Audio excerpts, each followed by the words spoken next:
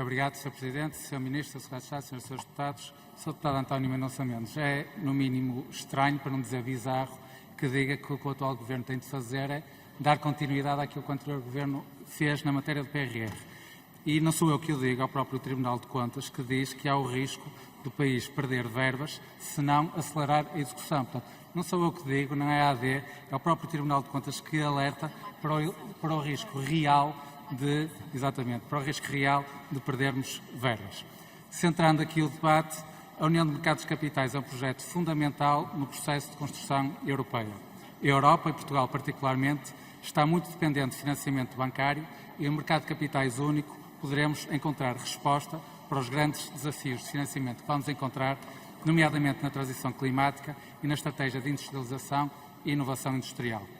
O capital público não será suficiente para fazer face aos desafios que a economia atravessa, sendo necessário mobilizar os investidores a apostarem na economia, o que é válido para a economia europeia em geral e para a portuguesa em particular. E no caso português, acresce que esta via será determinante para ajudar a combater a falta de competitividade e de produtividade da nossa economia, indispensáveis para o nosso crescimento, matérias para as quais o anterior Governo nunca prestou a devida atenção. Ao fim de 8 anos, o crescimento da produtividade em Portugal continua abaixo da média dos países da coesão e é pelo crescimento da produtividade que vamos conseguir melhorar os salários a médio prazo e não por decreto.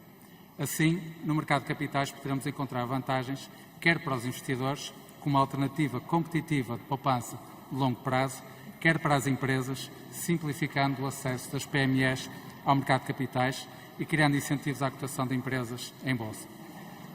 Do pacote legislativo aqui em discussão, destacaria 4 eixos. Em primeiro lugar, o maior estímulo à poupança, nomeadamente de longo prazo, com uma isenção de tributação de mais-valias em sede de IRS, isenção essa que é crescente com o prazo do investimento.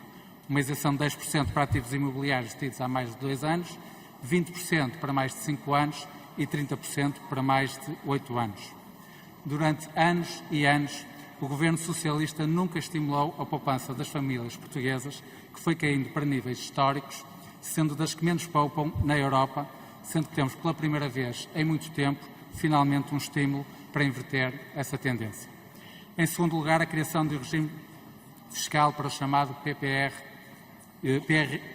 europeu. O PEP, em português, Produto Individual de Reforma Pan-Europeu, foi criado em 2019, mas exige regulamentação de cada Estado-membro, o que em Portugal nunca aconteceu. Será agora criado com este regime que permitirá equiparar este produto ao tradicional PPR, conferindo maiores vantagens para os portugueses que o pretendam utilizar, nomeadamente aqueles que ao longo da sua vida trabalhem em mais do que um país europeu. Em terceiro lugar, a criação de um regime fiscal que incentive o investimento no arrendamento acessível. Para fomentar a oferta na habitação a preços baixos, as empresas ou particulares que investam em imóveis colocados no mercado de arrendamento a custos acessíveis, através de fundos ou outros organismos de investimento coletivo, vão ter direito a descontos fiscais, o que ajudará a combater a atual crise na habitação. E, em quarto lugar, o incentivo para que as PMEs sejam cotadas em bolsa, através da majoração em 100% dos respectivos custos, ou seja, as PMEs podem abater em sede de IRC o dobro dos custos para entrar em bolsa. É importante criar incentivos à cotação das empresas portuguesas em bolsa, simplificando e facilitando o acesso ao financiamento do mercado de capitais, conferindo maior visibilidade no mercado global para que se tornem mais competitivas.